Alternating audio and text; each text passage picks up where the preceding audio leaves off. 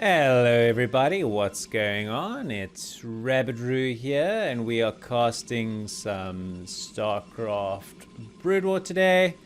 I got this replay from my friend Jumper, who is from Thailand. He is an S-rank Protoss player and he sent me this replay saying, Rabbit, you're going to see some things in this particular game that you are really not used to seeing.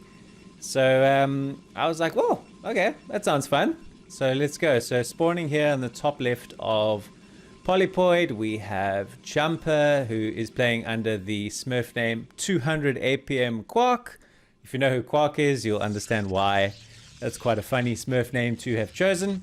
And he is playing against somebody, I don't know who this is. And this was just a custom game. These two played fun. I can't red versus blue it, so clearly it wasn't played on the ladder. So I've been doing a lot of pro games lately and focusing a lot on the return of Flash. And I thought to myself, you know, over the time that I was away in particular, you know, a lot of people sent me replays and I didn't cast them. And I think to show appreciation to my YouTube community and my Discord community that have supported me all the way through, it feels good to cast their games. So I won't just be doing the pro stuff. I will be doing stuff from my Discord community, just because I think it's the right thing to do.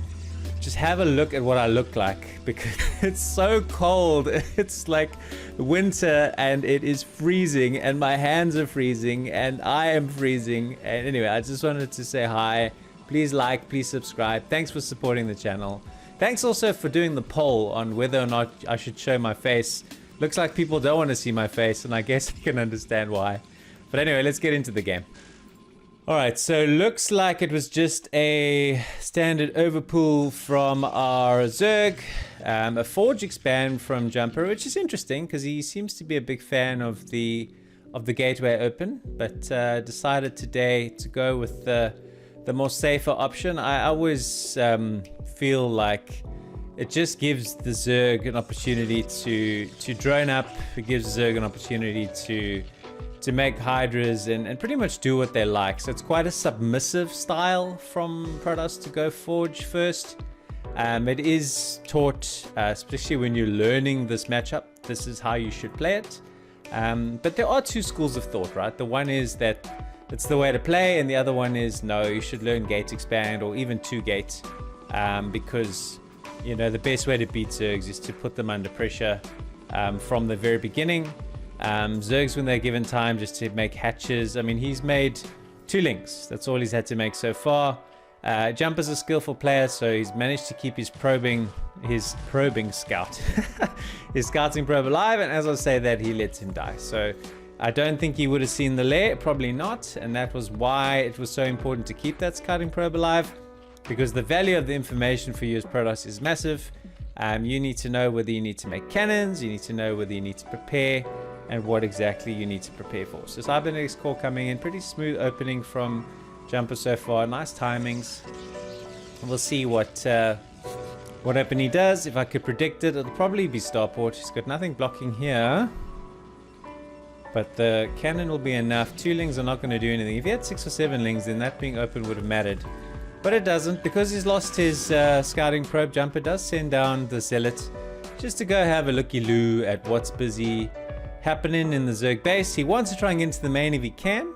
And the other purpose of this is just to force out some more lings, because if you've just seen 2 lings on the map, you've opened Forge, you really cannot afford to let your Zerg opponent get so far ahead. So 2 lings have come out and he has forced out another 2 sets. Looks like Ling Speed is on the way. Stargate is on the way. He's blocked all mining at this 3rd base, which only had 1 drone at it anyway. And pops the Zealot behind the mineral line. So for those that maybe don't know the nuance of this match too well, the reason is because then the Lings can only attack from one side, which is very inefficient. The Zealot could probably kill 4, maybe even 5 lings because he combat gets surrounded.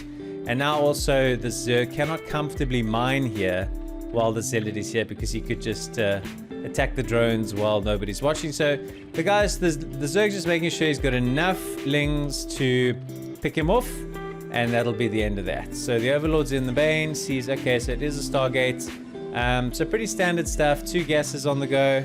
So it looks like the 1-1 build from Jumper, a build that he does actually recommend to beginners. I watch his stream quite a lot, so that's how I know him, and he's a good player, he's a pro streamer, and gives out a lot of advice and free coaching. So he's got like a play and explain type stream, which are the best. I mean, I don't understand for the life of me why you have players who play on stream and don't hook up a microphone, they don't speak, nobody interacts. Oh, it's so boring, yuck. There are a surprising amount of streams that are like that. I hear a Corsair shooting an Overlord. Where the hell is it? These colors are not great. There it is! Bye-bye, Overlord. Scourge will come through now and chase this Corsair down, so he wants to try and get out of dodge before that happens to him. But a very, very bog-standard PvZ opening so far. None of that exciting stuff that I was promised has yet happened. A couple more Corsairs around. Another dead Overlord. Yucky. Come the Scourge though, so that'll probably be the end of the Corsair harassment for the time being. So it's +1, 2 gates. 6 minutes and 30 seconds should be the Templar Archives timing for this build. He has not got it yet. The Hydralisk Den is on the way, so it does look like it's going to be a 6-hatch Hydra type style from our friends, the Zerg. So we have 1, 2, 3, 4, 5, 6. Yeah, so 6-hatch Hydra. Very, very standard play. And now the 7 minute and 30 second move out is what we are teeing this up to be. Do we have how many? We've got 3 Corsairs, we need 1 more. And then I think Jumper is going to move out and put some pressure on here as +1 finishes. +1 is already finished, so he's getting +1 defense. Yep. And that is the meta now. You get the +1 and then you get, instead of +2 attack, you get +1 defense to try and counteract the Hydra heavy style that Zergs tend to play nowadays. Some Scourge are here, some Overlords are here. So this is just to protect against the incoming. Here it comes. So it's a little bit later than 7 minutes and 30 seconds. It's usually around 7 or 8 Zealots. Here come the Corsairs. And the target is usually the 3rd base, which is pretty snug here, I must say. With another hatchery coming up here. So I think the Zerg's going up to 7. Very ambitious on 33 drones, but rock on, man. It's a good wall. Really good wall. I don't know if he's going to be able to get much damage here at all. No, that was very nice defense from the Zerg. I think the correct thing from Protoss is to keep the Zealots on the map and to not go home with them, to try and scout if he's going to go all in Hydras or see what exactly he chooses to do here. So it does do exactly that. It does keep the Zealots out on the map. Zerg can't go into the open and kill these Zealots, but these Zealots can do no damage because of the Sim City and the positional play from the Zerg. So good stuff from both players here. Very, very solid game of PvZ so far. Corsairs have gotten back out on the map again. That Zergling just goes to scout to see if there's an expansion. There are no Hydras here. I see the Hydra Den. I see a Hydralisk here. Where okay, I am confused. Why are you not protecting your Hydralisk, sir? Here's a DT as well, who's going to have an absolute field day if all these Overlords die. Is this guy just not building Hydras? There's 5 Hydras now in the production tab, so we are getting a few more. Very chilled out vibes here on the Rabbit channel. We cast good games, we have fun. We enjoy Broodwar, we love Broodwar, that's why we're here. If you enjoy hanging out, leave a like on the video, do subscribe to the channel. We're going to be casting quite regularly, I don't know how often. Sometimes we get busy and we don't have time. Sometimes we're less busy and we have lots of time. It really does all depend. So Ling's here putting some pressure under a very, very early 3rd base. So he does have his tech tree out, he does have his Templar techs. It seems to be a very Ling heavy style. I see a High Templar. Do you have Storm for energy for Storm? You do. You're not going to use it though. You're going to die without throwing down a Storm. That's very, very sad. And Spore here now seems to be the solution to these painful Corsair harassments, and there's some Hydras here as well, so he's not going to get too much done. Meanwhile, he does manage to fend off this attack. Look, his 1-1 Zealots are tanky for sure, don't get me wrong. And so the cannons do come in. He does have this High Templar here now that does have at least one Storm, and he's charging up a second. So this is big for Protoss to have successfully established his third base.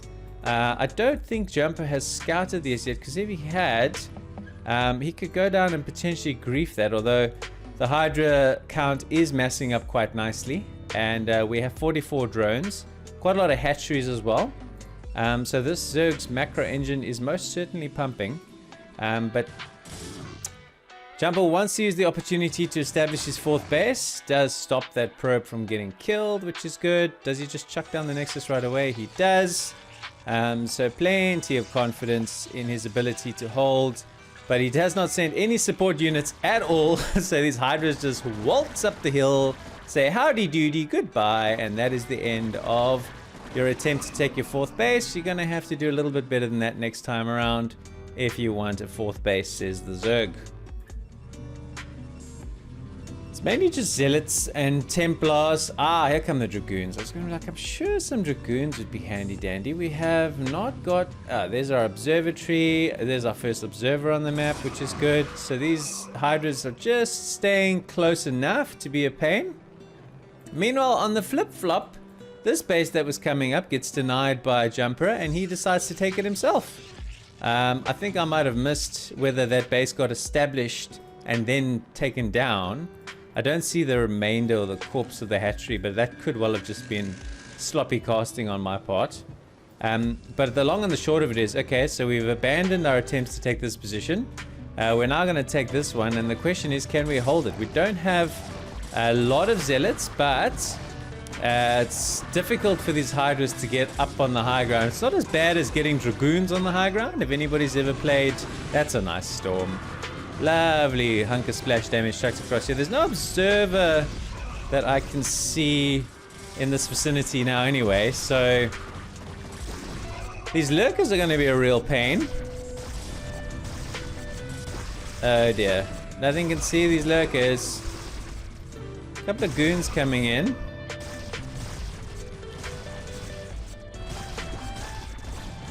Nexus gets cancelled again. A lot of contesting the bases at this stage of the game from both players. So it is still 3 base to 3 base, which probably is advantage Protoss.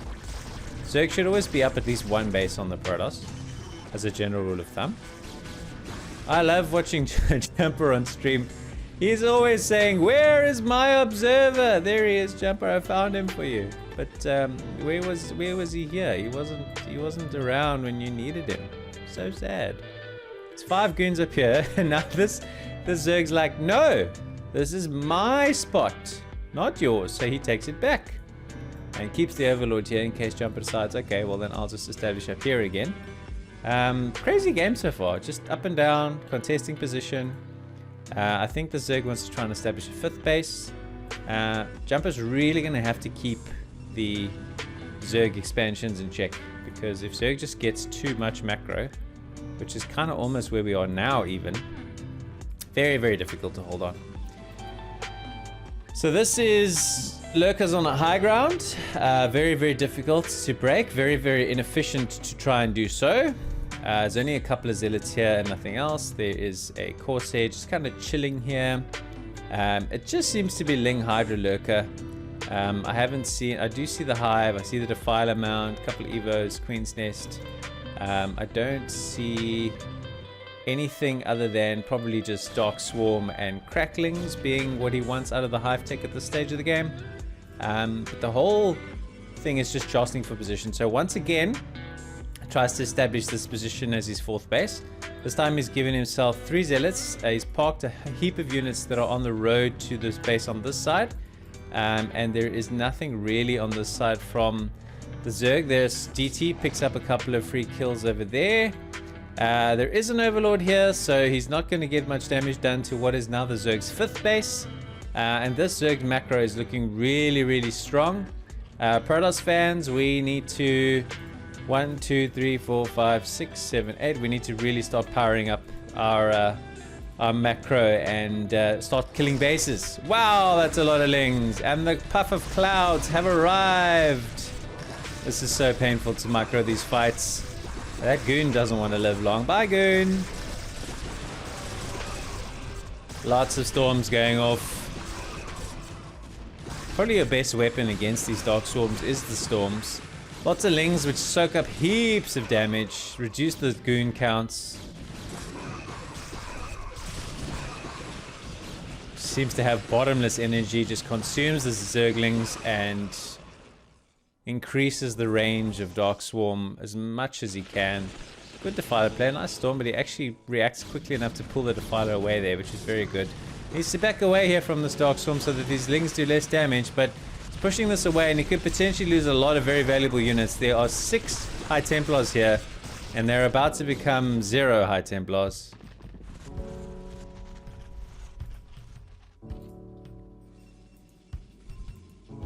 Does get away. Space is up and running. Hasn't done a worker transfer yet. He really could do with doing so because this main is still pretty heavily saturated. Arguably almost needs a 5th base at this stage. Looks like Zerg has aspirations to take this. Overlord speed is now kicked in. Looks like this drone is just walking across here to take this map. I think the only thing that I would say about this drone is he's probably missing a few... This Zerg. He's probably missing a few rounds of macro. And that's why he's floating a bit of money. Jumper has not, for quite some time, put these probes on gas on this base. I think he's got a little bit of a mineral to gas deficit. And needs to start pumping out rounds of macro. He is only making 3 zealots at this stage. I think his energy is probably being sapped by just keeping his army in the right position to establish this base. This Overlord flies right in and sees it. I have the feeling that a large amount of units, it's actually just flown to where this lone Corsair is. That's just bad luck. I have the feeling that a large amount of pink units could well be on their way to try and break this new position. Jumper's only got 3 cannons here, so 1 Dark Swarm above those cannons and cracklings, and that base is in a lot of danger. And similarly here, a couple of well-placed Dark Swarms and some Lings could do some damage. It does deny this base. Decent scouting from Jumper. Always aware that base counts is by far probably your biggest variable and challenge in this match. But that being said, this Zerg is smart enough to establish a base down here that Jumper hasn't scouted out as of yet. And here we see the flood of lings, and I reckon they're all heading this way. We'll keep an eye on the minimap. He's got his units nicely placed to intercept. There's 4 High Templars here. Oh no, he's going to lose 1, 2, 3. We lost all 4 High Templars. There's only 1 left for this army. There is a DT as well. Excuse me, there's 2 other High Templars with this army, but the numbers are certainly going down. Jumper is absorbing a lot of pressure here. Defiler has also arrived to become a pain, knocking down this pylon as well. So Jumper showing intentions to try and take that base, but basically shut down. But behind this expansion, he's managed to also get himself this main. So kind of Zerg's got 2 mains, Protoss has got 2 mains. I think Zerg's going to come and contest for this spot though, because that's pretty critical for where this game is going. Worth noting there's a robo here, so perhaps Reavers will come into this game as well soon. As I said, if there's a Defiler gets up here, these 3 cannons are going to become pretty worthless pretty fast. There's nothing else protecting here, so there's no High Templar, nothing like that. Meanwhile, just some more Lings being chucked around the map, couple of Hydras. Jumper is just expanding absolutely everywhere. To the Zerg's credit, he's kind of also expanding as well. And this is turning into a serious macro game. Overlord just watching what's happening. Nice little fight here. Ling, Lurker, Defiler. Hardly any Hydras. Just the cost effectiveness of sending in heaps and heaps of cracklings really is beneficial. You can look at the production tab of the Zerg. Just making stacks and stacks of Lings and just sending them. Let's tidy up that Lurker. And I see a shuttle as well, so we're going to have to keep an eye out for drops. which black on pink with this ground color. Ugh, it's not even black, it's like gray. It's really, really horrible from a casting point of view. I'm missing my red versus blue, I must be honest. Look at all these lings. Crikey. It must be very difficult to control this. I suppose it's just you select, you box select A move, box select A move, box select A move. There's nothing else you can really do. Using burrow here to keep vision on what units may be around, which is pretty smart. This base is up and running. He's up to 70 workers. So as he's scaled in terms of bases, so has his worker count, just to make sure you can saturate all of them, which is very solid macro from Protoss. Zerg though is looking terrifying with all of these mining bases going strong. Every base has still got some money at it. This has got plenty, this has got plenty, this is brand new, this is brand new. I reckon if Zerg can get up one more base pretty soon, it's really going to put the onus on Protoss to make something happen. So that Overlord has sacrificed himself for the good of the Overmind. And now we're on the move. Where are we going to pressure? We are getting increased sight range. We're getting faster Ultralisk movement. Oh, wow, that's interesting. We might see some Ultras in a PvZ. You do not see that very often. This guy's got so much gas. I don't mean he's farting a lot. I mean his Vespene Geyser, whatever you want to call it, it's 4,200. He's got plenty of gas in reserve. So he could well go crazy and make heaps and heaps of Ultras if he really wants to. We'll have to see. We're getting shuttle speed on the Protoss side. So drops are certainly going to become a factor. If I'm good enough to spot this on this terrain color, I will be very, very impressed. I am dubious, but I will do my best. We're doing a drop of our own here. I did spot this, so we're dropping some lings. He's got cannons in his main. Look how many cannons he's made in his main. Gosh, you hardly ever see that. So either he saw like a pattern that this opponent likes to do this a lot, or just spider senses from Protoss. That was pretty impressive. This is a really good SimCity, man. Gonna trade very inefficiently trying to get in here. Trying to keep my eye on the minimap to see if there's anything else happening, and if so, where. Just seems to really be a contest over this position. Not so much for the minerals. I think people who watch this game say, yeah, but you should just attack where there's money. Yeah, but with Zerg, it's attack where there's hatcheries. If you reduce their production power, it can only ever be good for you. Yeah, I wonder if my noise reduction filter hid that I just sneezed. Probably not. Anywho, decent fight going on. 173 plays 162. Very similar worker counts. Very close game. It's really going to come down to who gets this base. It's the only base that's left. You don't see too many matches where every single base on the map is taken. But here we have exactly that. So that's beautiful. That's what macro Starcraft is. And here they are. The Ultras have arrived. Now, one thing I honestly don't know. Oh my god, there's so many here. Yeehaw! Let's go! My question is always, how do you fight Ultras as a Protoss? Right? So, Storms, I guess.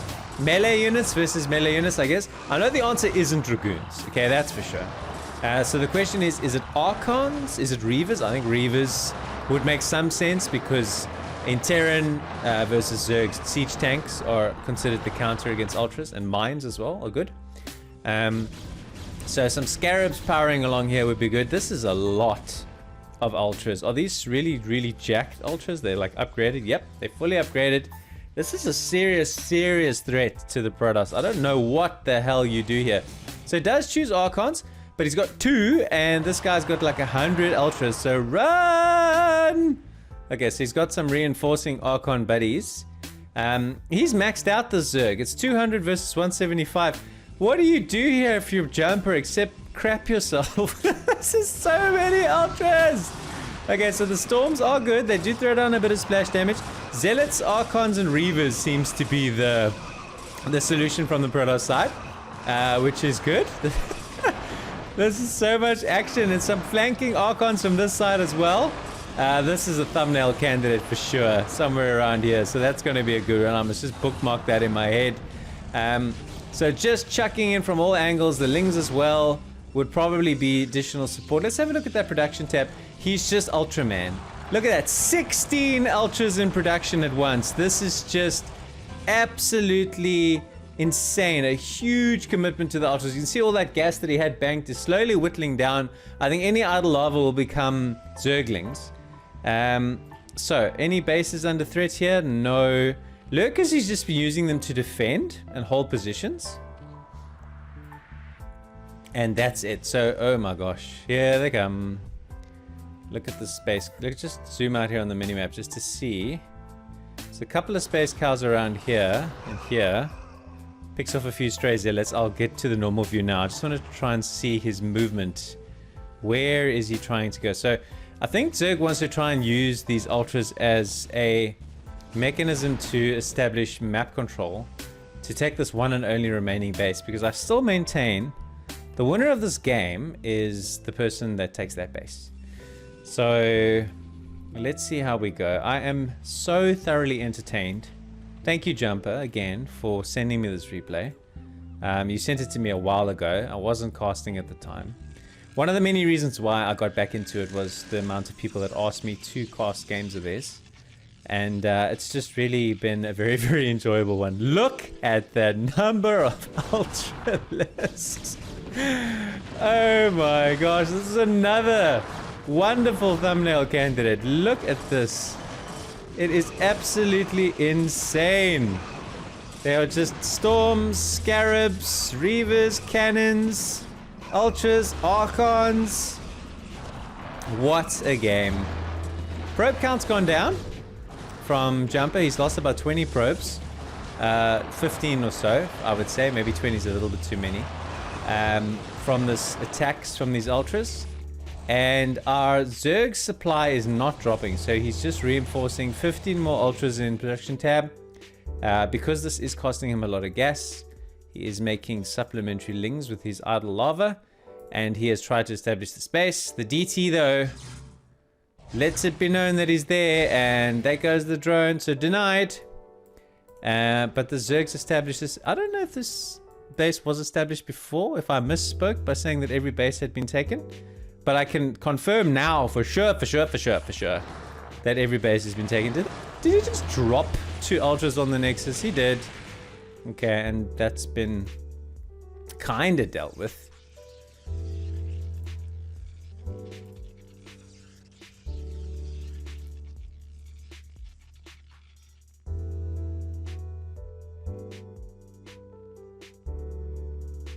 Wow. Many more have arrived. Where does he go? He's kind of moving all around. Doesn't seem too sure what he wants to pressure. A couple of free overlords here for Christmas. Does get himself supply blocks. Gonna have to remake those. He's got 8,000 minerals, so making overlords isn't going to be an issue. Just posturing around with these overlords all day long. Look at this, building up to a nice big fight. Here we go. The storms, the archons, more of them, and the dark swarm for luck. There's a lot of storms here though. The archons backing on probably to the high ground so that we can get some support from the reavers. There goes a scarab. I don't know if he has any observers with this army. I don't think I see one. So this lurker is actually wreaking... These couple of lurkers are wreaking absolute havoc here. They're probably going to be able to get on top of these reavers as well. But for the first time now in a while, the Zerg's actually behind on supply. Jumper does once again re-establish this position. A couple of zealots are fighting some ultras down here as well. And holds that off. Supplies are back even again though, because our Zerg's got so much lava, it's really not that hard for him to remax. Looks like he wants to try and drop up here. Let's just see if there's a defiler inside. No. So it's going to be lurkers against cannons, which is not really a good match for the lurkers. They don't have a range edge, so the cannons can hit them. And they can't hit the cannons if they're not in cannon range. So it's not like siege tanks. Alright. What's happening with this base? Still fighting for it. Not just establishing it. I swear to God, I did not know that that drone was about to go there and take it. So we're in 30 minutes, and this final base on the map has now been attempted to be taken by our Zerg. The question on everybody's minds, of course, is going to be, can Protoss block this? These overlords that are just sighting and not doing anything make my life very tricky. Alright, does seem to understand that one lurker on the high ground. He has not made an observer in ages. I wonder if he has. There we go. I was going to say, does he have an observer? Jumper, you found your observer. Well done. And it's done. So it's denied. Again. So Ultraling is in town, and it is going to come after this base once again. Should he not be targeting other bases? I'm finding myself, although all the fresh income, I guess, is here. Fresh to the sense that, look at this. Look at these fights. Look at these fights. The observer dies. I don't think there's any more lurkers here, so it's probably not going to matter too much. Look at this. Oh my gosh, this is just so much. Ultraling. 169 plays 143. Protoss is holding on with every fiber of their being. There's a lurker, there's a reaver parked in the heart of the mineral line, disrupting these probes, and these probes are like, we don't care, you'll keep us safe, thank you. Reinforcing units coming in. I don't really know. I think, yeah, I'd move these reavers across if I was Jumper. He doesn't really need to protect that nexus anymore. Tries again to re-establish his base. Not gonna happen. Bye bye. And he borrows the drone, forcing an observer out of him. That's funny. So hatcheries producing units down here, producing some units down here, and here we go. We're gonna get a full fight for this. I don't think he remembered his. Oh, the scarab on those lurkers, absolutely gorgeous. Better play goo as well for good measure, because if this game doesn't have everything, we're gonna get everything, and then some more.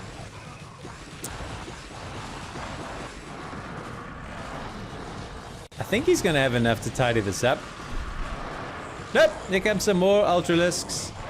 It's gonna target down these High Templars. Another Archon's gonna come out of this. And some Zealots are coming across.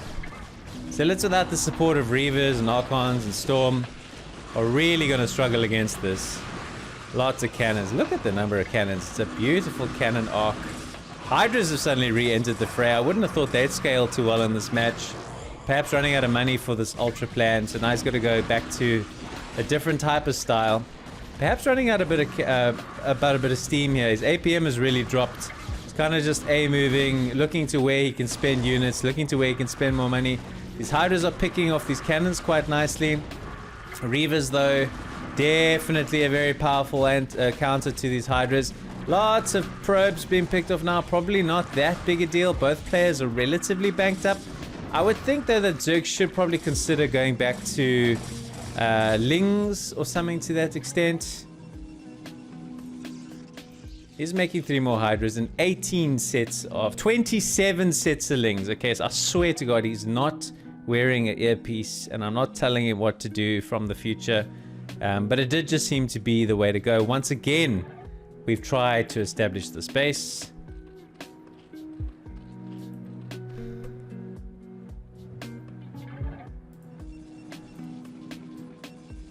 Rebuilding our cannons. Sending every unit we have to this base. The Zerg really wants this gas. Although he's got 2,400. I really like he's got a bigger bank. Let's have a look at Protoss. He's running out of money. There, it's pretty low. That's still pretty healthy. That's gone. That's gone. That's, yeah. Protoss is running out of money. Zerg's got this base. Zerg's got this base. Zerg's trying to get this, and Zerg has a bank. So Zerg is in a very good spot here. He's throwing in some more units, throwing in some more trades. Can probably afford to trade in efficiently. This is literally where Jumper is making his last stand. A huge heap of units piling in here. He just seems to have Lings for days, although he's lost a lot of supply. This is the lowest supply count I have seen from the Zerg the entire game. He's dropped below 100 for the first time in about 20 minutes. So that's a bit of a pain, but if you just macros out some lava, you should be able to reproduce a lot of units here. Making some Scourge. Make some stuff. Please? Okay, so he's mining this gas. Making some more lurkers. Making some Hydras. 15 Hydras. 27 Hydras. 33 Hydras. 36 Hydras. 39 Hydras. Wow, that is the power of hatcheries, man. He just went from 99 supply to 142 supply with the couple of clicks of his mouse. That's what we call macro. Many much macro. Whereas Jumper doesn't have the luxury to remax many more times. So he really needs to make the units he has in account. This is a serious lurker field. Where is your observer? Hello, observer, where are you? Does Storm on the high ground has... There he is. Sorry, I just couldn't see him on the bloody hill mount. He was just parked off over there the whole time. Okay, so we are going and we are storming. How are we going to break these lurkers on the high ground? I honestly do not know. There are Hydras coming up from this side that are going to make it even more difficult to get up here. This base and holding this base is the difference between winning or losing. The Reavers are getting the spotting from this observer. This observer is earning its money and then some. I don't think fighting from the ramp is ideal. I think if the Zerg could set up a flank, he could give Jumper a serious headache. So here we see a cluster of units coming together. Question's gonna be, so they're just kind of taking a fight here. These units just chilling, not trying to get up the hill. Beautiful storms on these Hydras. These Hydras have all clumped up and they're literally just exploding into corpses. Lovely storms, incredible composure from Protoss throughout this whole game. When you saw all those Ultras, most players would have just kind of panicked and given up. But Jumper has just held on tight through all this pressure. We haven't seen it Ultra in ages. The Zergs still got plenty of money, but just kind of just gone back to a Ling Hydra style. The units that were pressuring you had to come and deal with these units, but they've done so very well. So 36 sets of Zerglings is the solution, 39, and he's going to come again. I don't see him stopping. So picked up some Reavers, goes back. Have to keep an eye on the shuttle. So regathering here at his rally point and firing up one more time, and I think Jumper's going to try and pressure this base. All those lurkers that were here are suddenly gone. And now I am... Okay, so there are some Hydras that are going to help. But the Archons are no good. The Reavers potentially good. I don't see any High Templars with this group. Where is Jumper's army? So there's one High Templar there, another one here. I don't know if you can get up with Archons. Oh, that's pretty handy. The Reavers, though, give good splash damage. This Observer needs to be moved into spot. There we go. So this Observer needs to come here just to spot for the Scarabs. So sending in his units, including some High Templars across, to try and consolidate his forces. He's got to make a march on this base. He's got to do it. He's running out of money quickly. Okay, so up he goes with the Archons. Does get the High Templar on the high ground and does able to get a beautiful storm off. Should have another storm in reserve here. There's plenty of High Templars up here. Those Hydras all go down in an absolute heap. There's no drones here anyway, so it's basically fighting for a base that's not being mined at. There is a little bit of a flank attempt though, but he just seems to have storms for days. Guardians have arrived because we didn't have enough variety in this game already. So suddenly 4 space crabs have arrived. And down go those Archons. That was hilarious. 156 plays 152. Protoss is fast running out of money. Zerg's still okay with a little bit of a bank and more units to go. And holds on. Crabs. You know, when you've got problems, just call the crabs. Oh, beautiful drop here. So this is going to knock down, although there's hardly any money here. I guess the drone kills are decent. You could drop it here again as well. So I've been saying that Zergs, the only money that's actually still available is this base, which he's mining from, and this one here. and the base that's being fought for. Otherwise, Zerg's fully mined out. It's just got a bigger bank. The space crabs don't seem to... There's a Corsair! He's been alive all game. Now he's earning his money. He's like, you told me I was redundant. I am not. Beautiful storm. They're wiping out some of those Guardians. Another great storm. Another one. All the Guardians are gone. What's your next move, Mr. Zerg? Says Protoss. A lovely drop again of these Reavers. So these Reavers came here, wreaked havoc here. Didn't really do too much there. It wasn't probably the priority. The priority here was taking down. He's moved these drones here to come get wrecked. I don't know if the Zerg's composure is at a point now where he quite knows which way to turn. Sending in some more drones to potentially get killed. Gets the shuttle out of there without any damage. And I must say, this has been an epic and incredibly impressive game from both players. Sends in some lings just to poke in. Sees what he has left. So can a bank of 3,000 minerals and gas beat a sort of half base of minerals and a little half base of minerals that's left over? Because that's all it is. It's just mineral income. It's a little bit of mineral income here. This is now being mined.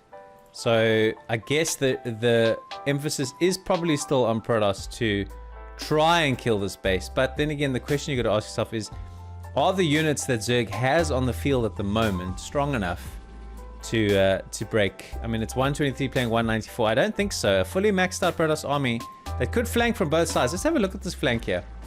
So this seems to be the plan. Comes our observer from the one side, comes our high templars, etc. from the other.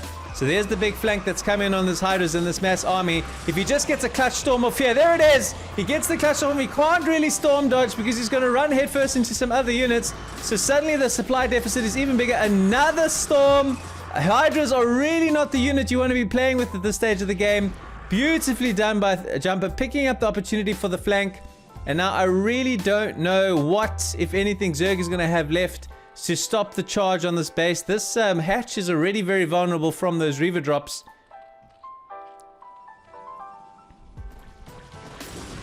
Oh, and the storm drop, brilliantly done, knocking the drones down that were mining from here, slowing him down even further.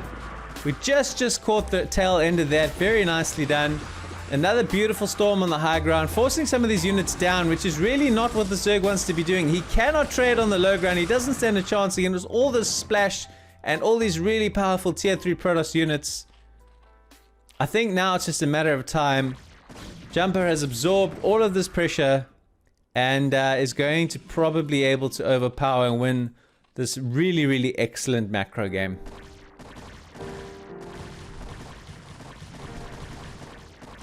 These guys are on move position. Just in time for a couple of double storms. Turn into an Archon. Beautifully done. Does finally make his charge on this position. Was really patient, but he's just too OP now.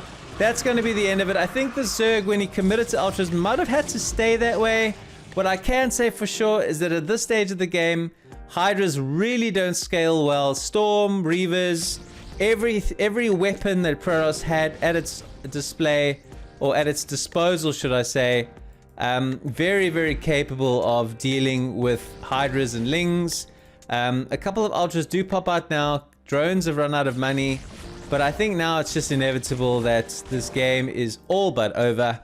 I think Jumper's going to probably have to just take one more big fight. He may even establish this base now. He's got all his units on this high ground, blocking the Zerg from getting anything else. In fact, the Zerg is the one now that's out of money.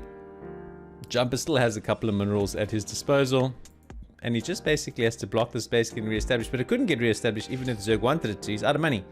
So he can't long distance mine, he can't do anything. So the drones are going to do it.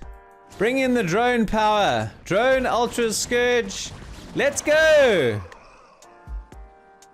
What's he going to go for? Alright, so he goes for one last attack, including the drones. Send everybody. Don't let it be behind. He did Ultras for a while, stopped the Ultras, decided, you know what? Ultras are cool. I should have stuck with him all along. So here we go. One more storm of the Ultras. Storms, cannons, Reavers. This has just been ultra madness. Unfortunately, there was a patch to the game where the Ultras disappeared. I'm glad they made their way back for the end. I think it's probably an appropriate way for the game to end. Is his Ultras dying? Does kill a few probes on the way out. I'd love to see these probes turn around and actually attack these ultras. But again, he's now establishing his nexus here, and that is going to be the end of the game for sure. So guys, I had a lot of fun. In fact, my hands have warmed up. Zerg took a very protracted time to GG there. But what I just want to say is, if you enjoyed this game, if you enjoyed hanging out with me, please do leave a like and subscribe. Thanks again, Jumper, for sending me this replay. This game was a heap of fun. It's rare to have a game of StarCraft where every single base is taken. I think the Zerg possibly had this game and through it just with a little bit of poor decision making, unit composition changes, going back into Hydras in late game, a questionable choice. But credit where it's due. Jumper held on really tight, kept this base. That was really critical. Managed to reinforce, managed to hold off the Ultra's pressure, and eventually managed to kill this base to the point where almost all these minerals are still here. So denied the mining, did Reaver drops here, did Storm drops here. Really, really good late game play, which Jumper's actually really known for. So that's the end of today's cast. I'll see you guys very soon, man. Take it easy. Cheers.